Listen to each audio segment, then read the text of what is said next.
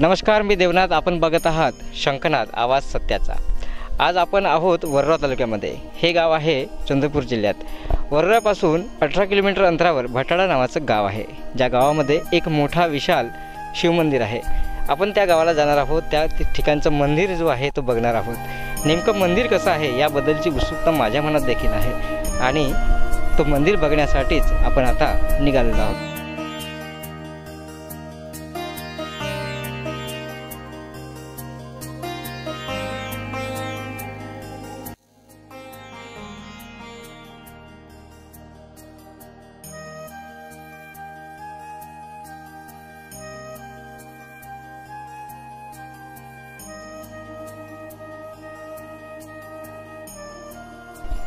नमस्कार, मी देवनाथ. आपण बघत आहात शंखनाद. आत्ताच आपण प्रवास करून आलेलो आहोत. नागपूर चंद्रपूर मार्गावरील टेंबुर्डा गावापासून आपण पूर्वेकडे आलेलो आहोत आणि भटाळा या मंदिरस्थळी आपण पोहोचलेलो आहोत. तुम्ही बघू शकता की आता हा सुंदर असा स्थापत्यकलेचा नमुना असलेला मंदिरामध्ये असलेली शंकराची मूर्ती आहे ती देखील अतिप्राचीन आहे. त्याचं एक वेगळं वैशिष्ट्य आहे.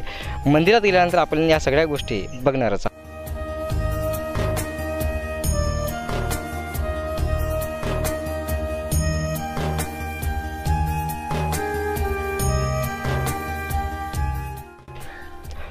हे भटाळा येथील हे मंदिर भोंडा महादेव देखील म्हणून ओळखले जाते.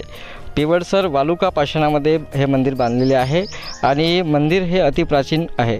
अतिशय वैशिष्ट्यपूर्ण स्थापत्य रचनेचा एक उत्तम नमुना आहे. राष्ट्रकुलकालीन मंदिर असून सर्वसाधारण 9व्या किंवा 10व्या शतकामध्ये याचे बांधकाम झाले असावे असा एक अंदाज आहे. पूर्व पश्चिम 16 मीटर आणि दक्षिण उत्तर असे 11 मीटर मंदिर हे पसरले असून असे बांधणीचे वैशिष्ट्यपूर्ण बांधणी आहे या मंदिराची. विशेषतः उंचीच्या संदर्भात असामान्य अशी उंची आहे.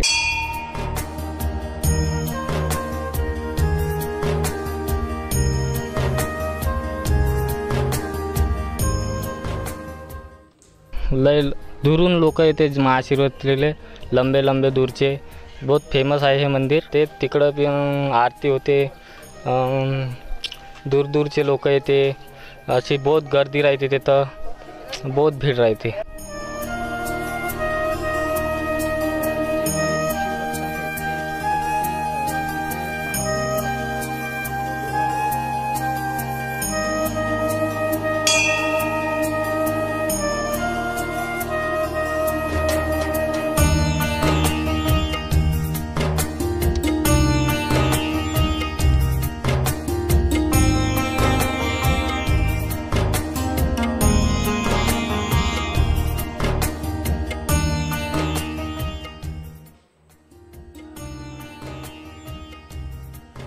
चंद्रपूर जिल्ह्याला अतिप्राचीन इतिहास लाभलेला आहे. याच इतिहासाच्या पानांवर अनेक गोष्टी, रंजक गोष्टी अशा दडलेल्या आहेत. त्याच गोष्टीमध्येच एक गोष्ट म्हणजे वर्धा तालुक्यातला भटाळा येथील मंदिर, ज्या मंदिराला भोंडा महादेव असे देखील म्हटलं जातं. आता हे भोंडा महादेव नेमके नाव कसे पडले बघा. एक कथा आहे. जी कथा अशी आहे की हे मंदिराचं बांधकाम जेव्हा सुरू होतं तेव्हा अचानक वीज कोसळली आणि हे बांधकाम अपूर्ण राहिलं आणि मंदिरावर कळस नसलेलं हे एक मंदिर आहे. या मंदिराचं कळसच नसल्यामुळं या मंदिराला भोंडा महादेव असं म्हटलं जातं आणि तेव्हापासूनच हे महादेव प्रसिद्ध झालेले आहेत.